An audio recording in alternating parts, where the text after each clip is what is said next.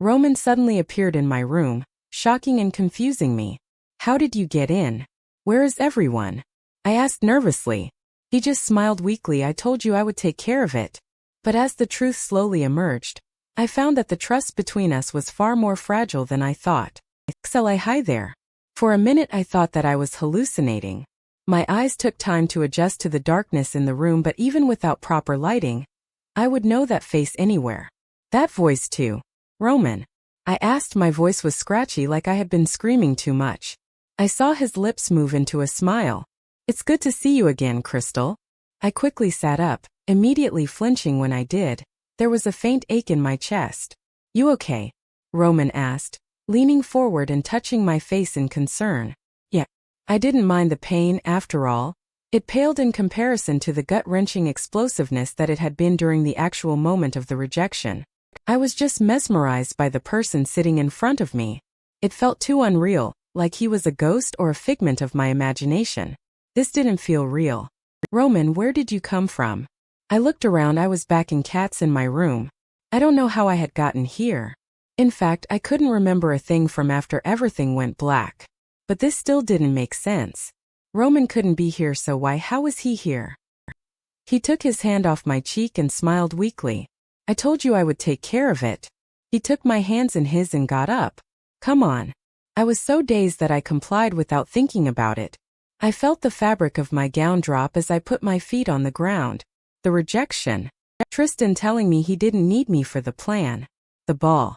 How was this all happening? My head felt like it was spinning. Roman, wait. I spoke, coming to my senses. He turned to look at me. Listen, Crystal, we don't have time. I promise I'll explain later, but for now we need to go. He spoke in a low voice. Wait. I held on to his hand. How did you get in? Where's everyone? I could see creases form on Roman's forehead as he frowned. You mean the little group Tristan assigned to capture me? He asked bitterly. I would say they're preoccupied. He laughed a humorless laugh. I froze. How did you? It's okay. I don't hold it against you. He spoke softly to me, rubbing my arm. Roman. I clung to his arm as if I was afraid this was indeed a dream, like he might disappear. What's going on? I asked. Roman suddenly put his hand on my mouth. You might want to keep it down. He spoke in a low voice, nodding towards the window. I pushed back from him and slowly walked to the window. I stood at the side before peeking outside. There were about half a dozen guys moving around wearing the pack army uniforms.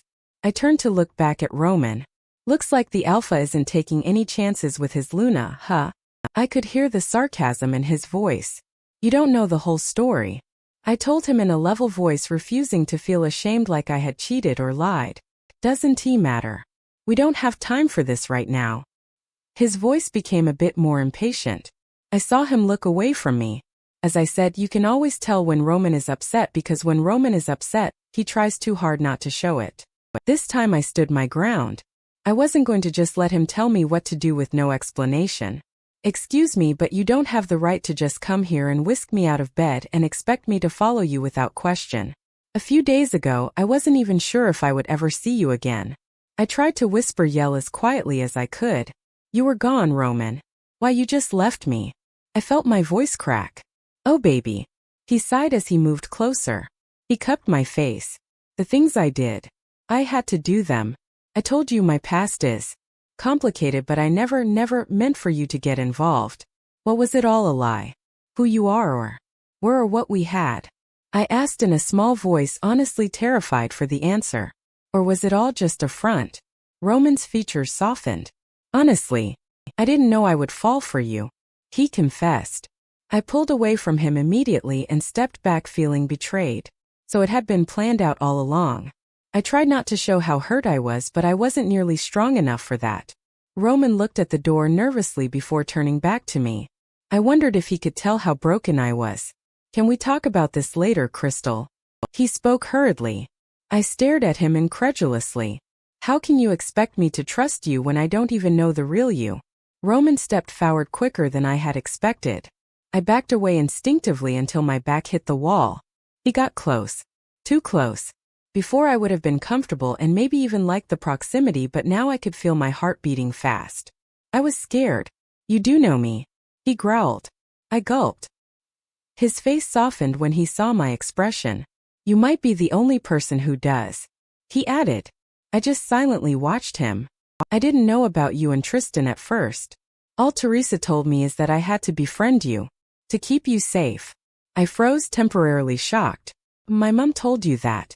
Roman, how is my mother involved in all this? Roman suddenly pressed on his ear. Yes. Of course they didn't. Not yet. I'm working on it. I'm on my way. He pressed his ear again and looked at me. We need to go now. He tried to reach for my hand but I pulled back. Answer my questions, Roman. He now looked beyond frustrated. I don't have time, Crystal, later. He tried to grab for me again. He narrowed his eyes at me. You want to talk about honesty, Crystal? Let's talk about you keeping a whole other man hidden. I had to pretend and look the other way while my girlfriend snuck around with another freaking guy. I wasn't sneaking around with him. I spoke defensively. So what? You didn't have various private meetings with him when you thought no one was looking. My eyes widened. He didn't understand the whole story. That was clear, but that's not what upset me the most. You were following me. Even then you were spying on me. Roman just clenched his jaw. That's beside the point. That is the point, Roman. You lived a whole secret life. You invaded my privacy and lied to all of us. And you think that was easy? I couldn't even get jealous of my girlfriend being with another guy. I wasn't with Tristan. I was with you. I loved you. I spoke forcefully. Loved. Roman stared at me and I could see the hurt on his face. I stopped. I want to love you. Then love me. He spoke, stepping closer to me. His voice pleading. Trust me. I rested my face on his chest. I felt tears prick at my eyes. You know I want to row. I felt his hand brush back some of my hair. You're the only person in this world who has ever truly been mine. I can't lose you. He whispered and I heard his voice crack. Please choose me, Crystal. Come with me. I suddenly heard a scream and jumped with a start. Is that Aunt Sarah? I asked. I turned to look at Roman. You said they weren't here. I yelled. Roman clenched his jaw. They're not supposed to be. Something is wrong. He pressed on his ear. I've been compromised. Initiate Plan B. Yes, she's secure. My eyes widened and I turned to rush towards the door. Roman was faster than me. He grabbed onto my arm and pushed me back, causing me to stumble and fall on my butt. He rushed towards the door and locked it. I felt my heart beat faster as I stared up at Roman for the first time in genuine fear. He looked back at me. His voice now deadly serious. We need to go now, Crystal. He tried to step closer to me. I picked up one of Kat's tennis rackets which was on the floor. For once, Kat's messiness was coming in handy. I raised it at him. He looked offended. Are you serious right now? I scooted back on the floor. Stay away from me. I yelled. Crystal. He tried to move closer but I quickly rose, stumbling a bit but still holding on to the racket. You're scared of me now. Is that it? He yelled. At that moment I saw the door handle turn. Someone was trying to get in. Crystal. Uncle Victor yelled. Crystal. Don't. Roman warned me. Uncle Vic. I tried to scream but he was in front of me in a matter of seconds with his hand over my mouth. I'm trying to help you, Crystal. I used all the strength I could muster to push away from him. My family is down there. I yelled at him. They are not the ones in danger. You are. He yelled. We heard a loud sound and the next thing I knew, the door had been broken down. Uncle Victor emerged, his eyes glowing. Roman. He growled angrily. I'm guessing you're not happy to see me either, Mr. B. Roman spoke dryly. Get away from her. He yelled. Roman rolled his eyes. Uncle Victor was about to pounce on him but in a blink of an eye, he was tackled to the ground by someone in the Silvercrest soldiers' uniforms. I screamed as the person pressed a needle into Uncle Victor's arm, making him go limp. The girl looked up at Roman and smirked. Took you long enough. Roman spoke impatiently. The girl cocked her head to the side. She had tan skin and glossy dark hair cut short. Well, it's really hard when there are so many people on the do not kill list. I felt a pit form in my stomach when I heard the word kill. I looked at Uncle Victor and ran towards him, shoving the girl with everything I had. What did you do? I yelled. She stared at me almost in amusement and I had a feeling I was next. But instead of doing anything, She looked back at Roman. This her? She raised her brows. Yeah. Roman responded gruffly. She looked back at me. This time when I got a closer look, I saw that she had forest green eyes and her dark hair was styled in a pixie cut. Not much strength behind that push, but we can work on it. She commented. Let's just go already. Roman spoke, walking closer. The guards? He asked. The girl smiled. May they rest in peace. I felt bile rise up to my throat immediately. No. The other Bensons? Roman asked in a quiet voice, like he was afraid of the answer. As I said, I followed the do not kill list. The kids weren't here. I've sent Deshawn and Tony out to check the manor and the ball for the oldest one. But the mother is taking a nap, just like her dear husband. I felt a little relieved at that neither Parker, Hazel nor Kat were around right now. It meant they were safe, even if it was temporarily. No one would be able to get into the manor with all the security, and Kat was in a very crowded place. But that didn't take away from the fact that I was still in dangerous company, as well as my aunt and my uncle. I looked down at Uncle Victor. I couldn't just run and abandon him. He was still breathing. That was evident. Roman. My voice cracked. He looked at me and I could see the worry and concern on his face. It almost made him look like my old Roman. Stop this, I whispered. Before Roman could speak, the girl stepped in front of me. She scoffed. We came all this way to rescue her and she can't even give us a little thank you. Screw you. I screamed at her. Her face fell. David, would you please control your little mark before I have to tell Teresa I smacked her kid? David. Roman sighed. He walked towards me. I backed away instantly. Roman frowned. Hey, I know you're a little scared. I asked hysterically. You come here, endanger my family, and freaking shove me what? He asked in confusion, then he seemed to remember.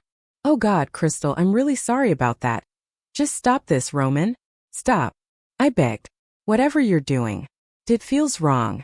You just don't know the full story. Once you do, you'll understand. He said calmly. Okay, lover boy, wrap this up, we need to get going. The woman spoke. If you need help. She lifted the syringe she had used on Uncle Victor. Roman rolled his eyes. Put that away. Okay. She spoke, giving me a sinister smile. But if you're not down with her in the next 10 minutes, I'm taking matters into my own hands. She stepped over Uncle Victor and crouched down to him. What are you doing? I screamed, lunging at her. Her reflexes were lightning quick and she rolled me over her back. I landed on the floor with a thud and pain shooting up my back. Vanessa! Roman yelled. I had hit my head as well and I winced in pain as I sat up. Roman knelt in front of me, looking at me in concern. Please, I barely touched her. She smirked. I glared and my anger fueled me to get up again, but Roman kept me down. He turned to this Vanessa person and spoke to her. Just load the Bensons into the vehicle. Look who thinks they're the boss now. I'm sorry, do you want Teresa to find out about what happened here? She scowled. Captain. She replied dryly before throwing Uncle Victor's arm over her and hoisting him up. Hey!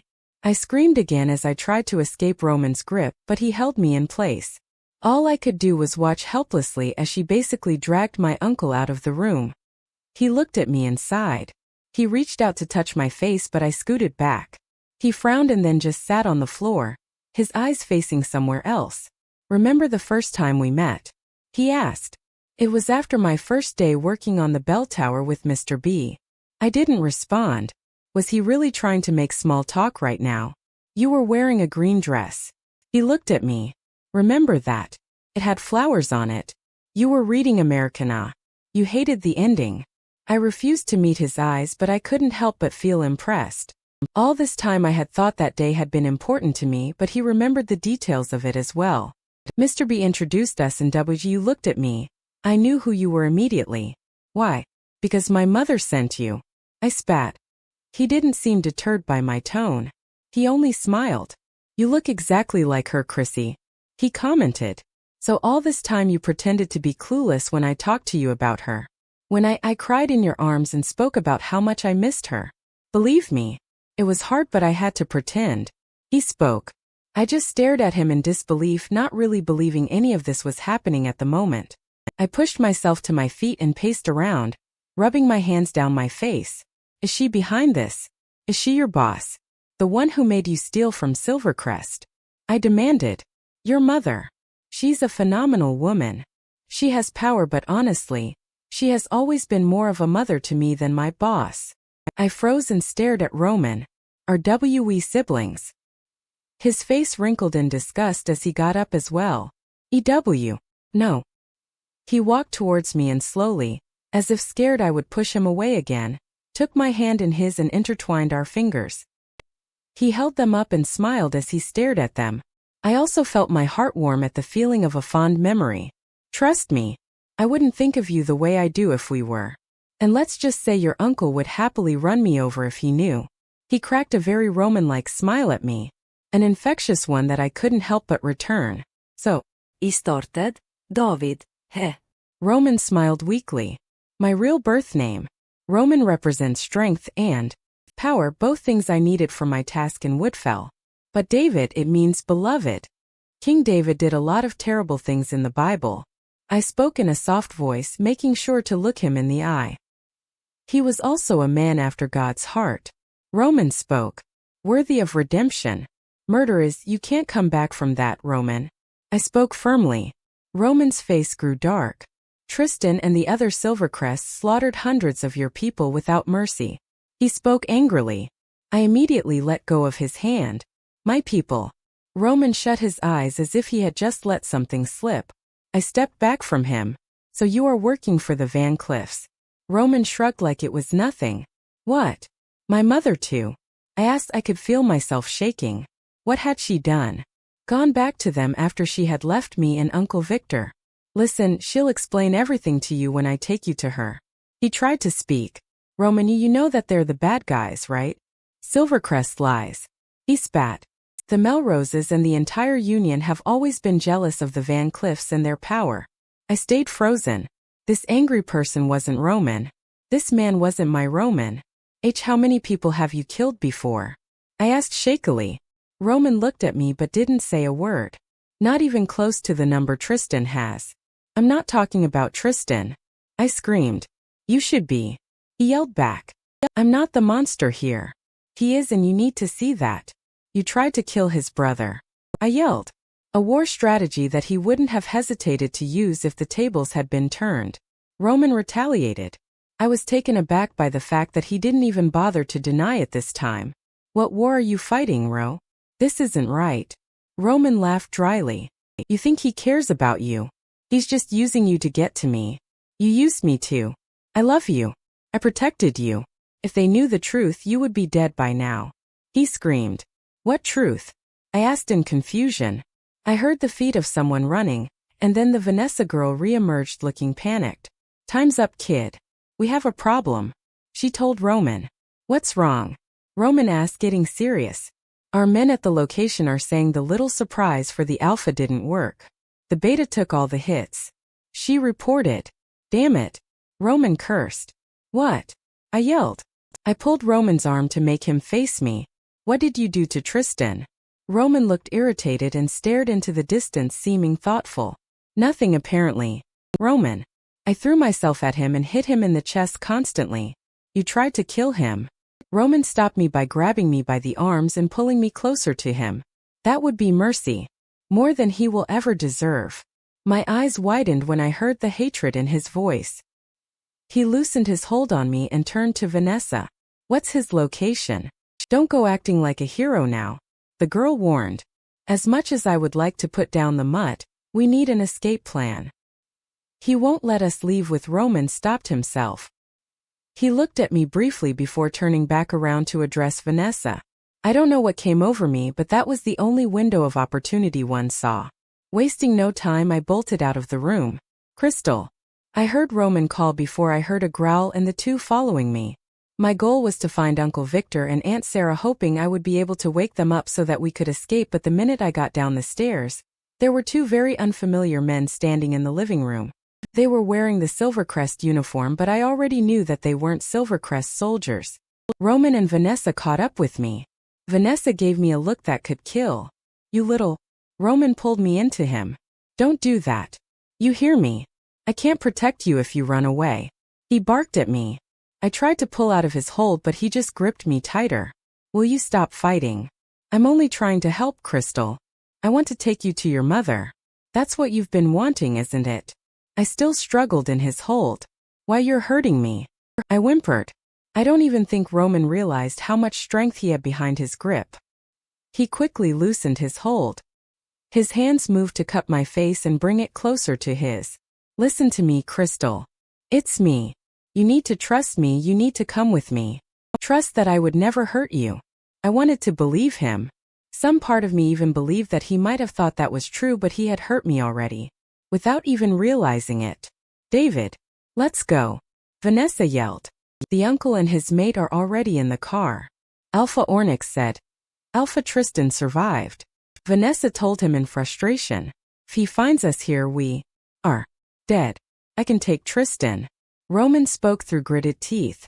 Vanessa scoffed. You know what, go ahead and run to your death.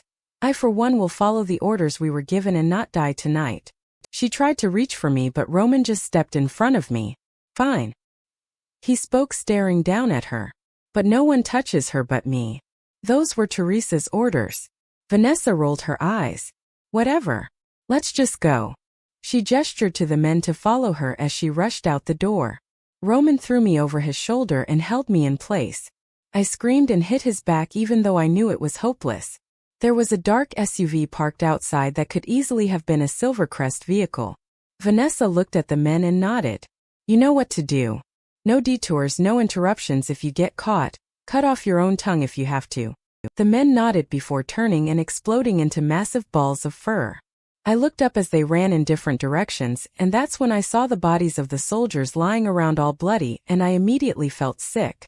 Roman tossed me into the passenger seat and turned on the child lock before slamming the door shut. Before running around and getting in through the passenger side, Vanessa turned the keys in the ignition. 𝐼𝐸 said we should exit through the west. It's the least guarded at the moment, and she can cause a distraction long enough for us to get out unnoticed. Okay, just drive, Roman yelled. I looked around the vehicle praying there was something I could use or some way to get myself out. That's when I looked behind and saw Uncle Victor and Aunt Sarah in the back, passed out. I gasped and immediately got on my knees and reached back to try and shake them both awake. Then the car suddenly stopped and I fell backwards, hitting my head on Roman's seat. What the Roman yelled with a groan as he too had lurched forward. I turned to see what was going on. Vanessa had her hands gripped around the steering wheel as she stared ahead at something. When I looked up, I saw a dark gray wolf growling at the SUV. Maggie. Roman let out a breath, his eyes widening. Great, another of your exes who I have to deal with. Vanessa rolled her eyes as she reached for the handle. Roman placed his hand on hers, stopping her. No, I can talk to her. Vanessa turned to face him and glare. She made her decision. Roman looked uncertain and conflicted. He hesitated. Just get Crystal to the base. I'll handle Meg. He started to get out of the car. At that moment my eyes found something. The syringe. It looked like the one she had used on Uncle Victor. I quickly grabbed it and hid it in the layers of my dress. Hey Dave. The Vanessa woman warned. Do what needs to be done, or you're getting your ass reported. She threatened. Roman just gave her a steely look. He looked to the back at me. I'll catch up with you later, he told me gently. I watched as Roman left, feeling confused about who this wolf he was going to talk to was. But I couldn't worry about that now. I finally had a plan. Meg, you don't have to do this. I heard Roman's voice outside. Vanessa muttered something under her breath before changing the gear shift of the SUV, but before she could start driving, I took the opportunity and dug the needle into her shoulder. I heard her scream and didn't waste time in summoning all my werewolf strength to kick open the door. Adrenaline must have kicked in because it immediately broke open. I jumped out, and at that moment I heard a loud growl. I turned to see that Roman had shifted into his dark-furred wolf and was now charging at the other wolf. He was distracted. Good. I rushed to the front seat where Vanessa was passed out. I grabbed the keys from the ignition and pressed the button to open the trunk. I rushed back, and my aunt and uncle were still out cold. I shook them both. Come on guys, you need to wake up, I begged. Neither of them moved, and I felt all the more hopeless. I couldn't leave them. I wouldn't. An idea struck me, and I couldn't believe I hadn't thought of it immediately. I closed the trunk and ran back to the front seat. I very ungracefully pulled Vanessa out, which was easy because she was pretty petite. I hoped it hurt as much as it looked when she hit the ground. I jumped into the driver's seat and stuck the keys into the ignition. I wasn't a good driver, but today I would do whatever it took. I turned the keys until the engine started up. I was about to reverse, but then I saw Roman's wolf get tossed aside by the other gray one. I gasped. Even though he got up immediately, he still looked hurt, but in all honesty the gray one looked much worse. It was even limping slightly. I didn't know who that wolf was, but something tugged in my chest. Could I just leave Roman? In a minute of indecision, I hit the gas and shocked myself when I lurched toward.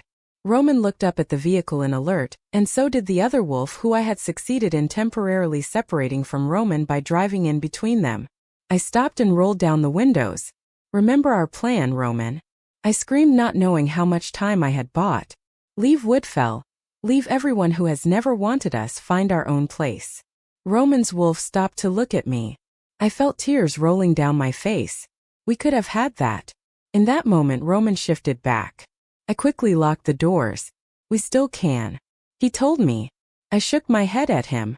"I don't even know you anymore." He looked right at me, and I saw the confidence and certainty that Roman always carried.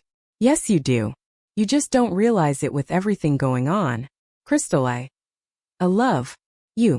And I know deep down inside, past the fear, you know it too." I shook my head and refused to get sucked in. I was about to make my escape. Save my cousin's parents. I wasn't going to blow it. I raised the windows as I said, "Bye, Roman." I stepped on the accelerator before he could say anything else. Looking into the rearview mirror, I saw him shift back just as the gray wolf resumed its attack on him. I drove even if tears blurred my sight, and I kept climbing on overgrown roots. My only goal to get to a public area, but I hadn't even gotten to the main roads when a large brown wolf jumped in my way. I screamed and stepped on the brakes. It looked up at me, and I felt myself let out more tears. "Tristan." His intense green eyes greeted me. I could see the question in his eyes. "Are you okay?" I simply nodded at him. Another wolf with darker fur than his emerged beside him, and I saw him nod in it. Tristan sped past me in the opposite direction while the other wolf remained. I knew where he was going, and all I could do was rest my head on the steering wheel and ball. 𝐶𝐮𝐬. Hey, Hazel poked her head into the room. "Dinner's ready. And Dad cooked turkey," she announced. "It looks like it's gonna taste like rubber, but he said if I get you to come down, I get to have a sleepover at Virginia's this weekend." I gave Hazel a small smile. I shifted where I sat by the only window of the room. "Sorry, Hayes," I muttered. "Not tonight." She frowned, and I could tell she was disappointed, but she didn't push. None of the Bensons did. Not even Kat, who I could tell was getting more and more impatient with my reluctance to talk about what had happened. Hazel ran up to me suddenly and wrapped her arms around me. I had been receiving more and more hugs from her lately. I wasn't complaining, they were always welcome. Hazel didn't know exactly what had happened the night of the AAP ball. And none of us were planning on telling the Benson kids any of the specifics. All we told them was the truth we thought they deserved and could manage. Roman had come back, and we were almost taken away, me and their parents. That's why there were guards not only around the house all the time, but they were around when they went to school and all around town for their safety. My wolf teeth came in. She spoke to me in a low tone. "You're gonna miss me shocking Mum to death by ripping apart the turkey." I wanted to laugh, I really did, but laughing had become so difficult for me lately. I let out a low sound that I figured would be good enough. When Hazel stepped back, she placed her hand on mine. "I'll sneak up an ice cream sandwich for you later, okay?" I gave her a smile. I didn't want to tell her that food had been the last thing on my mind, but I wanted to give her hope that I was feeling better, so I just nodded. Hazel left, and not even a second later, Uncle Victor walked through the door, leading me to believe that he had been listening in on the conversation. "Hey, baby girl," he greeted. "Hey," I spoke in a quiet voice. He had been coming in to talk to me every day since the incident. The first week was the worst. Aunt Sarah had even suggested therapy. I think that's what scared me into putting in the effort to leave the room more often, even if it was only to show the others that I was still alive. But now we made small talk, and occasionally I opened up about that night and what I was still afraid of. But I never said too much. I told him things in bits and pieces, that's as much as I could handle. "I made turkey." He spoke in a half-enthusiastic tone. I gave him a weak smile. "So I heard. I bet it's really good. Gordon Ramsay would be jealous. He spoke with a firm nod. I shook my head but smiled at that. He grabbed the swivel chair from the study desk and rolled it over so that he could sit in front of me. So, how was your day? He asked. He always asked as if I didn't spend majority of my days in this very room. When I didn't respond, Uncle Victor just kept talking. Well, I went to work today and some guy spat the words 𝐻𝐸𝐺𝐾𝐬 at me. I quickly looked up at him, horrified by his words. Uncle Victor had fought so hard to remove the Van Cleef stain from his name, especially when he became a Silvercrest, but all my actions had done was bring that stain back, bigger and more noticeable than before. I'm so sorry. I told him genuinely. He shrugged. The guy tripped and fell in that pond by Rotator Park right after he said that, so it actually wasn't that bad. He spoke with a wide grin on his face. I didn't smile, because it wasn't funny to me. The pain I constantly brought to the people I cared about was getting too much, and I honestly didn't know how he bared with me anymore. How anyone bared with me anymore. I looked out the window, down at the ground where 3 men had been slaughtered trying to protect me. The other 3 had barely made it, but they were still hurt really badly. All that was on me. And it was all because of the 2 people I had trusted most in the world. Hey kiddo, talk to me. Uncle Victor spoke softly. I wanted to talk to him. I really did. But it felt like everything I tried to say got stuck in my throat. It was all too much.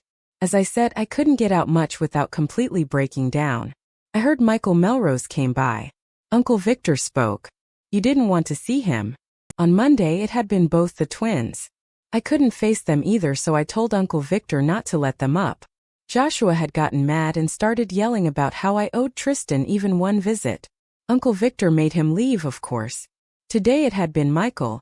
He had come alone with a basket of cookies. I couldn't see him either. Yeah, he wanted me to call Tristan. I told him. Kat had passed on the message. Uncle Victor looked at me sympathetically. Have you changed your mind about talking to him? I already knew he meant Tristan. I felt tears prick at my eyes as I remembered the last conversation we had after the funeral. The problem wasn't that I didn't want to talk to him. That's what people didn't get. The problem was that he didn't want to talk to me.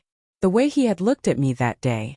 It's the first time he had ever looked at me that way, like he officially didn't want anything to do with me anymore. I had been resisting the mating bond for so long that I thought I would be relieved when Tristan finally accepted it as well. But now he had, and I don't know why it broke me so much to know that I had finally pushed Tristan away in an irretrievable way. How is he? I knew Uncle Victor had seen him more than once since the incident because of the investigation. Uncle Victor didn't respond immediately. Death is never easy, baby girl, for anyone to deal with. I think he feels responsible because he shouldn't feel responsible. I spoke, my voice cracking. It's all my fault. Uncle Victor moved closer. Don't say that, Crystal. What happened that night to those soldiers, to Beta Bridget? They came for me, Uncle Victor. I snapped. I felt tears running down my face. And people got hurt and died, and now everyone hates me even more, and now he hates me and Uncle Victor got up and sat beside me and wrapped his arms around me. I let him hold me as I sobbed into his shoulder. Who are these people? I asked through my tears.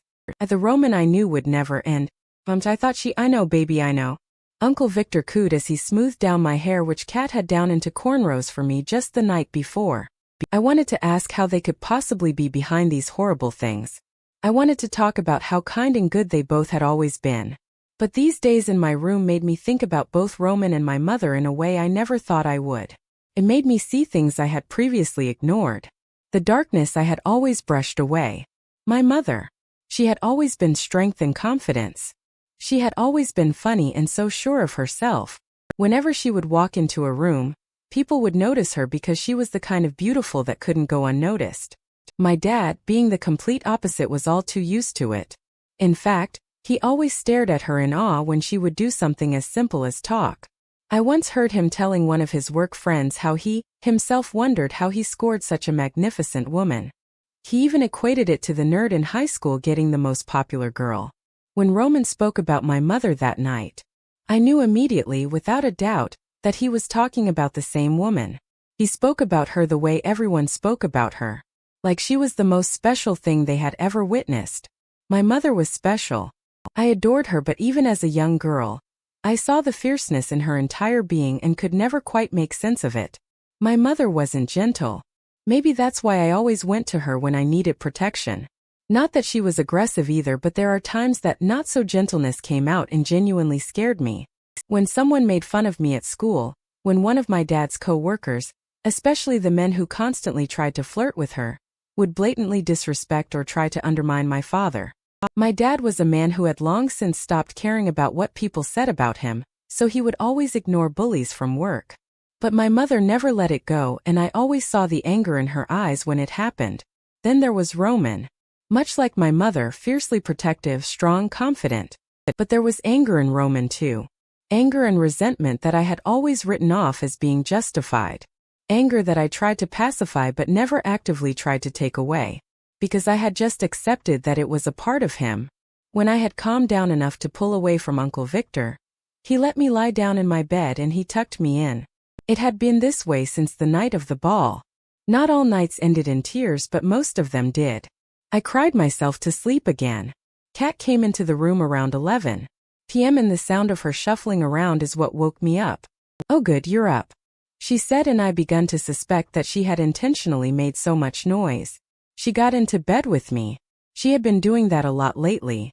"So you'll never believe what happened today at school." Kat, much like Uncle Victor, insisted on telling me about their days. Maybe my therapist had told them that was a good way to get me to open up. Kat went on about how tight security was at school, and how no one messed with her because of the bodyguard that Tristan had appointed to watch her. He had appointed bodyguards for everyone in the family apparently. It was needed now that we knew the Van Cliffs weren't only after me anymore. She spoke about how some people wanted to hang out with her and Chris now because they were so associated to the attacks, but how some were giving them some major side-eye for the same reason. After everything, Tristan had been forced to be transparent and had to tell everyone that the Van Cliffs had been behind the attacks on the pack. I knew everyone was on edge and tossing blame everywhere.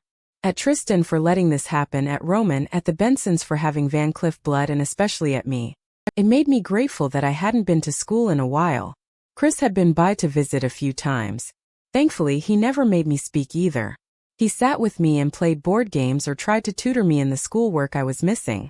He was by far the most peaceful company, even if he pretty much ranted the whole time. It's like he understood the trauma I had gone through without even being there. But I could tell he shared the betrayal I did. Or at least a semblance of it. He, like me, still had hope in Roman. No matter how minute. Kat went on to talk about how Courtney had gotten into another fight. She had been getting in trouble more and more lately. It's a wonder how they hadn't suspended her yet. Not that I wished that upon her because of our enmity. No. I just didn't think it was wise or helpful for her to be back in school so soon after her sister. After what happened, Kat let me fall asleep after some time. But she didn't leave the bed. She never did. She always stayed close, holding me. Sometimes I wondered if it was more for my comfort or for hers. Kat was brave, but she still got scared. She hadn't been here with everything that had happened, but I knew that, like me, she was afraid of what would have happened if she had been here. Or if Hazel or Parker had been here. Or even if we hadn't managed to escape. What would have happened if she had gotten back from the ball and I wasn't here? What if she had gotten back and her parents were gone? I had tried to apologize to Kat because I felt guilty for endangering everyone, but she wouldn't hear it. None of the Bensons would. But I knew better. It was all my fault. And I know if Bridget could, she would tell me that right now. But she couldn't. And that was my fault too. Next time we'll do something special. Roman spoke softly as he brought my hand, which was in his, to his lips and placed a soft kiss on it. I lifted my head from where it was laying on his chest and looked at him incredulously. "You're kidding, right?" I asked. Roman looked down at me, giving me both a good view up his nose and also into his eyes. "No." He spoke, smiling slightly. I rolled my eyes and pushed myself off him before sitting up beside him. I hit him playfully on the arm. "You can be really annoying sometimes, Roman," I whined. Roman looked amused as he sat up as well, causing the truck to creak a little. "What?" he asked. I pouted and gestured around. We were seated in the back of Roman's truck, and you could see the remnants of what had been the best birthday ever. Aunt Sarah, Kat and Hazel had helped him decorate it with my favorite flowers, and a whole bunch of multicolored balloons. He had also gone out and gotten all my favorite snacks and beverages along with my favorite candy and of course popcorn so that I would have more than enough of a selection for the actual birthday surprise. It was our own personal drive and movie set up. I didn't think it was even possible to drive up to our hill. But of course Roman had known a secret route that a car could use the entire time. Boy made me hike up there numerous times for nothing. We watched the first Twilight movie. Roman hadn't wanted to watch it. He, like everyone here, frowned upon anything that humans made that was supposed to represent werewolves. Taylor Lautner though. But today Roman watched it with me. I could watch this movie a million times, so of course I enjoyed it. Roman just pretended to, making a comment about why a lamb would be stupid enough to fall for a lion in the first place. Thankfully the first movie didn't have werewolf scenes, so I didn't get to see Taylor Lautner take off his shirt and Roman didn't get to complain as much. All in all, it had been perfect, but of course my overachieving boyfriend didn't see it that way. How do you do such an amazing thing for me and say stuff like, "It could be better"? I spoke, imitating his voice. Roman grinned at me. First of all, I sound way sexier than that, and second of all, I didn't say it could be better, I said we'd do something special next time. I rolled my eyes. That's my point, Roman. This is special. I didn't think I would ever meet someone who would go out of their way for me like this. Okay, then it will be even more special. Roman told me as he took my hands and pulled me closer. I squealed as he pulled me to his chest and pushed us back down into a sleeping position with me laying on his chest again, and his arms wrapped around me. Look at the sky. He spoke softly. Woodfell has the best views. I looked and of course the sky was full of stars and it looked brilliant. It was also a full moon tonight, which made things all the more better.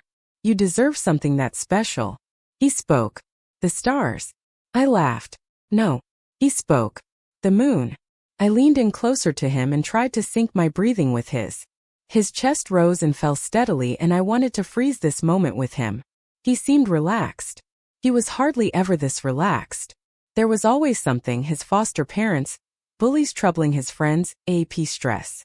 Roman wasn't a happy person. It was horrible for me to say such a thing, but it was true. He wasn't miserable either, don't get me wrong. There was just a part of him that always seemed angry, too serious. Like he was held on to his problems with an iron fist. But then there were times, rare ones like these, where he would loosen his hold on his problems and just be. That was my favorite version of Roman. And whenever he showed up, I tried to enjoy him as much as I could. What if I told you that you mean more to me than the moon? I asked in a small voice. Roman was only older by a year and some months, but sometimes I felt like that loser younger kid he felt sorry for. So I didn't know if it was okay to say some of the things that I said to him without coming off as a total dork. I felt Roman tense up. He didn't say anything for a while and I immediately felt my face heat up. Had that been too much?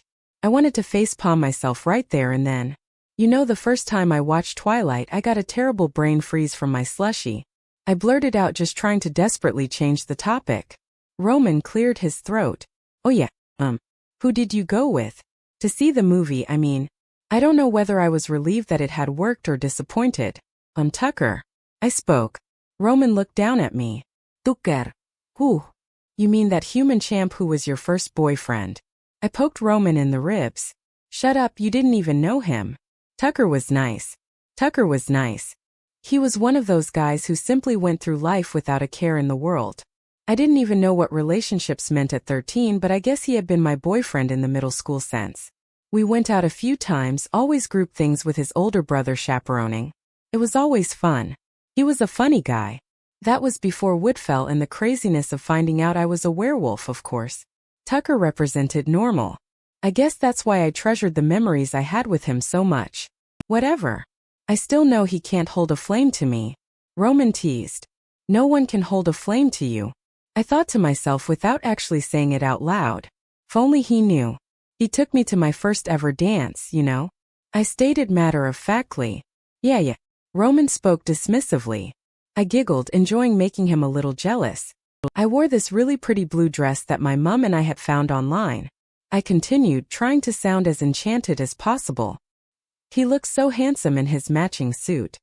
He came over and my dad took pictures and my mum threatened him, of course. Roman snorted out a laugh. I looked up at him. He waved me off. Sorry, go on.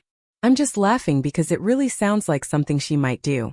I looked at Roman in confusion. What? Roman stopped laughing. He gave me an easy smile. You know, from the stories you've told me about your mom. She sounds really tough. Yeah, she is. I spoke. In fact, if she were here, she would have sat Roman down and made him explain in immense detail what his plans were for us tonight, including locations and time and everything. But she wasn't here, was she? I think Roman sensed how my mood suddenly dampened because at that moment he nudged me. Hey, did Tucker ever take you dancing? He asked. I smiled. He was a horrible dancer and stepped on my foot like 3 times the one time we danced that night. Roman sat up suddenly, pulling me with him. He then leaned over and grabbed his phone and played a very familiar song. I beamed at him. Is that Kat might have mentioned you liked it? He stood up on the bed on the truck and it creaked again. He looked down at me and held out his hand. I can't promise not to step on your feet. I rolled my eyes but took his hand and let him pull me up. He placed his arms around my waist and let me wrap mine around his shoulders as he pulled me closer and softly swayed. The song lyrics that I knew all too well played in the background. You gave me a shoulder when I needed it, you showed me love when I wasn't feeling it. You helped me fight when I was giving in, and you made me laugh when I was losing it. 'Cause you are the reason why I'm still hanging on, 'cause you are the reason why my head is still above water, and if I could, I'd get you the moon and give it to you. And if death was coming for you, I'd give my life for you. I don't know how long we'd been swaying, but Roman leaned in and whispered to me, the moon has nothing on you, Crystal. I smiled and held him tighter. Before I could say anything else, the song stopped abruptly as Roman's phone began to ring. He quickly pulled away from me and took the phone, cutting the call immediately. I rose my brows at him. Who was that? He forced a smile. Just Sal. Probably wants money or something. He restarted the song. Now where were we? I let Roman hold me again and we commenced our swaying, but this time I could tell that the tension was back. The relaxed Roman had disappeared again. And I should have been more worried than I had been that night. I woke up before Kat. It was a Saturday and I knew Uncle Victor and Aunt Sarah were probably downstairs reading the Bible. They always got up early on Saturdays to do so. That's why I knew this was the perfect time. I had wanted to tell Kat first, but I had a feeling telling Uncle Victor and Aunt Sarah first was the more respectful thing to do. They definitely looked shocked when they saw me join them. They had both been standing, looking at each other like they had been in a deep conversation. Hey, sweetie. Aunt Sarah greeted softly. I decided not to beat around the bush. I'm turning 18 next week, I announced. Before Uncle Victor could say anything, I kept going. That makes me a legal adult. It means I can be on my own now. Hold on, Uncle Victor interrupted. I don't want to live in Woodfell anymore. I blurted out. I heard someone clear their throat and I froze as the familiar figure emerged from the kitchen accompanied by Peter and another man I didn't recognize. Aunt Sarah sighed. Sweetie, Alpha Tristan came by. My knees felt weak. I stared at Tristan. He looked like him but not like him. His skin was pale, only highlighting the dark circles around his eyes. He stood stiffly and just stared at me blankly. I missed the looks of concern that he would give me when he thought I wasn't looking. I missed him actually caring about me. I didn't know why he was here, but a part of me was overwhelmed with joy that I got to see him again, while the other was just reminded of what I had taken from him that night, and I wanted to run away. Uncle Victor stepped forward. Crystal. He started seriously. It's about time you knew something that... He stopped and looked at Tristan briefly before looking back at me. Something really important about your mother. Excellent. It was a no-brainer that I wouldn't be riding with Tristan. So Uncle Victor suggesting that we drive behind them in his pickup saved the awkwardness of anyone outrightly saying that it would be best if I wasn't in such close proximity to Tristan. We left the rest of the Benson kids in a cloud of confusion. One that was surrounding me as well at the moment. In all honesty, there was something Uncle Victor had to tell me about my mother, and for some reason, we couldn't be in the house when he did. Anxiety ate at me and I just wished he would blurt it out already. But another part of me willed myself to understand that there was a reason we were heading to HQ for this information to be disclosed. Honestly, part of me didn't even want to know what it could be. My view of two of my favorite people in this world had already been horribly marred, and I just couldn't take more bombshells that would change the way I would see my mother forever.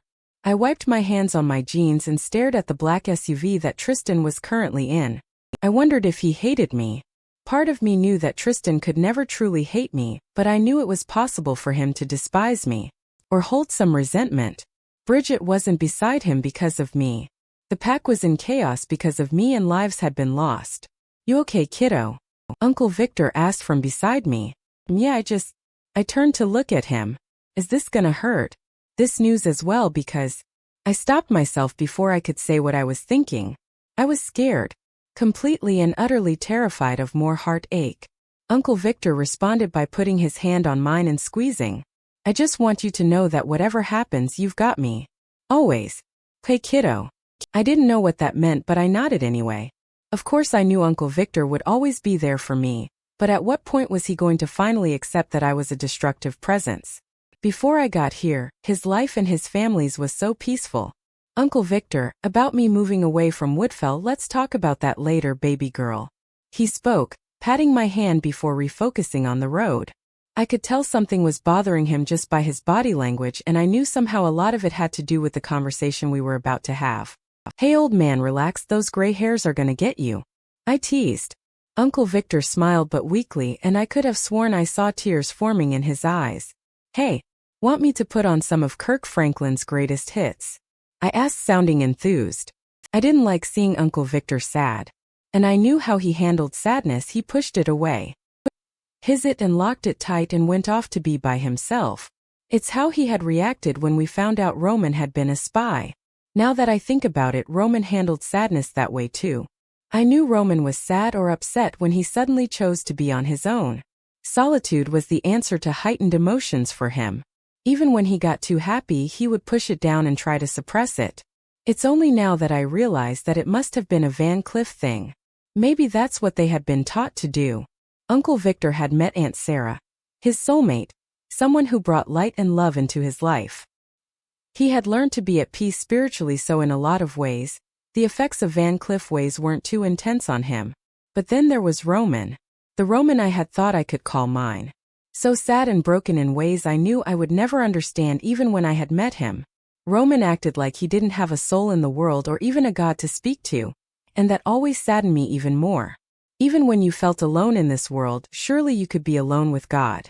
More than 20 years ago, Teresa Benson and Victor Benson escaped the Shadow Pack and lived as fugitives in the lower part of Manhattan.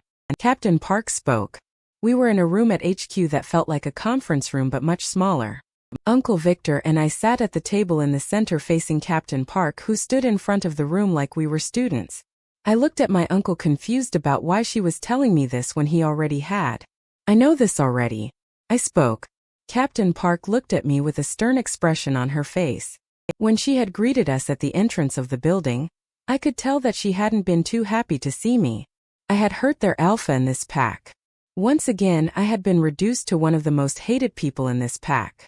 You know part of the story, not all of it. This time Captain Park looked directly at Uncle Victor. I turned to face him as well. What's that supposed to mean? Uncle Victor looked down at his hands. Why don't we let Victor fill in his niece on the rest? Tristan spoke. He stood at the very back, his arms crossed over his chest. Honestly, I hadn't been expecting him to stay in the room. I guess what I was about to find out was serious enough for him to have to stay and bear being in the same room as me. Very well. Captain Park spoke smoothly as she tossed a folder in between us. It had 𝐶 printed on it. Teresa Swan. But this time no omissions. Uncle Victor narrowed his eyes at her. I didn't omit anything. I just told Crystal what I knew to be true at the time. Uncle Victor.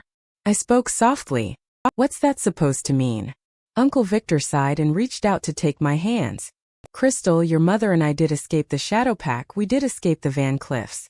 At least that's what I thought. I furrowed my brows. Uncle Victor sighed before sucking in a deep breath. Teresa got us out of Heathlands. She kept us hidden and I never had to do much but keep my head down. Those were her instructions to me. She took care of the money and the housing. She always told me not to ask her too many questions about where the money was coming from, or why no one had tracked us yet. And you never once got suspicious? Captain Park asked, accusation in her tone. Uncle Victor stared directly at her. She was my sister, she took care of me. We had escaped Ornyx at that point, that's all that mattered. Tell Crystal about your parents. Captain Park continued, not missing a beat. Uncle Victor clenched his jaw. this time not meeting my eyes. They were commanders in �𝐤𝐬𝐬's army. He spoke stiffly. What? I gasped. I immediately turned to look at Tristan, wondering how this made him feel or look at us. The Shadowpacks were their greatest enemy. It was bad enough that their blood ran through us. Now we knew that my grandparents had been leaders in the army that had hurt so many of his people. Tristan's expression didn't change, and he didn't even meet my gaze. This is what you wanted to tell me? I asked Uncle Victor. Did this new evidence make us seem suspicious? Did it make us possible accomplices all over again? That was ridiculous. I turned to Captain Park. So what? Uncle Victor walked away from the Van Cliffs. My mother, I don't know, maybe she decided to go back, but my uncle remained here and started a family. He has never done anything wrong. Who his parents are shouldn't make you look at him differently. I spoke fiercely. Captain Park looked completely unimpressed by my little speech. We knew who the Bensons were when we let Victor in. They were killed in battle before the war ended. Captain Park spoke. I turned to see Uncle Victor's reaction. As horrible as the Shadowpack sounded, they were still his parents. That's not the news you wanted to tell me? I asked. Uncle Victor lowered his gaze again and shook his head. No. He shifted his legs underneath the table. Crystal, your mother got me out of the Shadowpack, but I don't think she ever left. What? I asked in shock, pulling out of his hold. That doesn't even make any sense. My mom lived with me and my dad for 14 years. Our life was normal. She didn't even tell us that she was a werewolf. Teresa was good at keeping secrets. Uncle Victor spoke. I thought about my mother and how she would call us Van Cliff girls like we were in a secret club.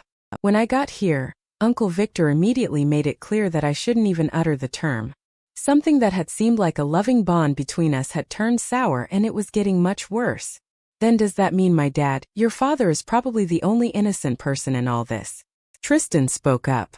I furrowed my brows at him in confusion. A little relieved that he had actually spoken, and looked at me. How would you know that? You said Tristan told me about how you asked him to find your father right after you did. Uncle Victor spoke. I told him to lie to you and say that he couldn't find him. My eyes widened. What? I yelled. So you do know where he is? I asked Tristan. Tristan nodded. He never moved, Crystal. I shot up, not because I wanted to go anywhere, but because I just didn't want to sit anymore or be still. I started pacing. You both lied to me about my father. I yelled. All this time I had thought they had both abandoned me. That they were together enjoying life without their burden of a daughter. I asked him not to. Uncle Victor told me. Why? I screamed at him, feeling tears prick at my eyes. I had lost my mother and thought I had lost my father as well, but all this time he was back at our house. Because your mother asked me not to. Uncle Victor spoke. And you listened to her. I asked, betrayed. My mother leaving me here and telling me that she'd be back and never coming back hurt. But my father. I had always assumed she hadn't told him, and then there was a part of me that wondered if it had been his idea. If maybe my mom had told him about our werewolf heritage and he had decided that he wanted no part of it. No part of us. Until 2 weeks ago, I had no reason to doubt Teresa. Uncle Victor spoke. She had always taken care of me, and I knew how much she loved you. Initially, the reason I thought she had left you with me and disappeared was because your father was a bad guy. Abusive, maybe. My eyes widened at my uncle. My dad could never hurt a fly. My father was a history professor who adored my mother. He was the opposite of a violent person. A pacifist through and through. Anyone who met him would know that immediately. How was I supposed to know that, baby girl? I didn't know the guy. I had never even met him. Uncle Victor tried to reason. This time I did wipe away a tear that had escaped. I couldn't do this. I couldn't face my uncle or look at him the same. I turned to Tristan. So you found him? Did you talk to him? Tristan didn't budge. We didn't make contact, but... Tristan looked at Uncle Victor as if seeking approval. No. I want the whole truth now. From you. I thought I saw Tristan's face soften. We didn't make contact. We didn't engage, but... I think your mother had been lying to him as well. The man was in pretty bad shape. He had filed multiple missing persons cases for both you and your mother, but the station didn't qualify his wife running off with her daughter as that. They just thought your mother had decided to leave him. My heart shattered. My father thought we had abandoned him. He was all alone thinking that. We would never. I would never leave him. I never wanted to leave in the first place. Another tear slid down my cheek. I know. Tristan spoke gently. I quickly wiped my eyes and sniffled. I want to see him, I want to talk to him. I looked around the room desperately, begging everyone with my eyes to get me to my father as soon as possible. We have bigger issues to deal with first, Miss Swan. Captain Park spoke. Please take a seat. What, there was more? I looked at Tristan and he nodded. I settled back down. Uncle Victor had a pained expression on his face. I was right in thinking one thing, Crystal, your father is a bad guy. Uncle Victor spoke. I felt myself get angry. No, he isn't. You don't even know him. He's not that father, Crystal. Uncle Victor sighed. Your real biological father. I froze and looked around the room. My real father. Was this a joke? Terrence Swan is my real biological father. I spoke slowly. Uncle Victor gave me a sympathetic look. No, he isn't. This time it was Tristan who spoke. I looked at him in confusion. He started walking forward. Some things didn't add up when the Shadow Pack wolves started coming for you. Uncle Victor spoke. And I didn't tell you the entire truth about your mother and Xavier Van Cleef. Yes, he adored her beyond reason, but the feelings weren't completely unreciprocated. When your mother started using him, it was just supposed to be that. Her using him to get us a way out, but I think along the way, she developed feelings. I felt like everyone could hear how loudly my heart was beating at this point. What are you trying to say? The werewolves that broke in were Shadow Pack wolves, all right, but they were runaways. Captain Park spoke. I turned my attention to her. They are part of some kind of resistance against 𝐿𝐼𝐻. My head was spinning now. 𝐿𝐼𝐻 Van Cleef is dead. As I said it, I knew it wasn't true. Roman and that Vanessa girl had referred to an alpha 𝐿𝐼𝐻. He wasn't dead and the Shadow Pack hadn't been destroyed. 𝐿𝐼𝐻 is alive and well according to the rogues. Captain Park spoke. Tristan stood next to her now and I saw him clench his fists.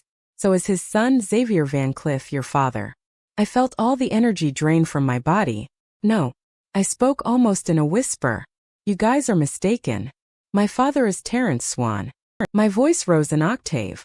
Maybe my mother was cheating on him, but my father is Terrence Swan. He's my father. Uncle Victor tried to reach out for me, but I moved back. He's my father. I snapped. Uncle Victor looked defeated. Captain Park just glanced at Tristan. Tristan sighed and stepped forward towards me. The rogues in lockup told us what they know. You're part of the Van Cleef family. He spoke in a level voice. No. I spoke firmly, shaking my head. No, I am not. I interrogated them myself the night before the ball. Tristan spoke. So, they must be lying. I screamed. Tristan walked behind his desk and took out an envelope. He walked back to me and held it out. We did a DNA test against Terrence Swan and we confirmed that there's no way he could be your father. You're lying. I didn't mean to yell, but it was upsetting me why he would be untruthful about something this serious. If you had found out before the ball, you would have told me. Why didn't you tell me then, huh? Tristan looked at Uncle Victor. He told me. Uncle Victor spoke with a sigh. I told him that we couldn't let you find out. I stared my uncle. More lies. I turned back to Tristan. Was that why? I asked Tristan to reject you so that you wouldn't be caught in a Melrose Van Cleef war. So that you would be safe. Uncle Victor told me. Wait a minute. Uncle Victor was the reason Tristan rejected me that night. I didn't want you to be involved. Uncle Victor continued. I stood up and ran my hands through my hair in frustration. No, you're lying. You're all lying. My head was spinning. This was too much. When Roman told you 7 rogues had infiltrated the pack area, it wasn't a lie. Captain Park added. You met the 7th one. Maggie Carter. The wolf that Roman had fought with that night. I hadn't seen her since, but I knew that she had been captured. She confirmed that the reason they had snuck in was to retrieve you. To make sure 𝐿𝐼𝐻 never got to you and used you against Tristan.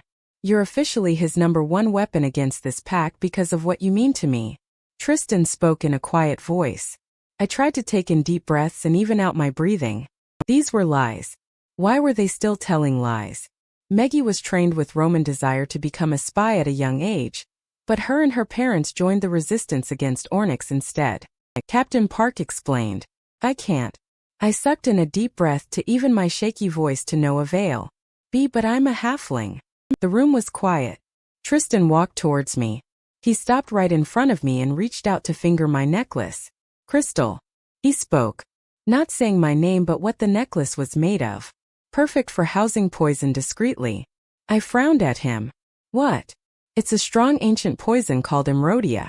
Tristan spoke. Lost to generations of werewolves but apparently not the Van Cliffs. What are you talking about? I asked. Trapped like this, in crystal and in such a small amount, it's been penetrating through your skin for years in small dosages, inhibiting your full werewolf potential. How would you even know that? I asked Tristan. I recognized the scent because it's what they used to poison Bridget. I felt my heart ache for him as bitterness took over his voice. Tristan, I started, stopping when I realized I didn't know what to say. I looked down at my necklace. My mother told me never to take it off. This was all true. No. I spoke. I lost all my energy and next thing I knew Tristan was holding me up. I wrapped my arms around him and just rested my head on his chest. I didn't know what I felt anymore. Quite honestly, at this point I was just numb.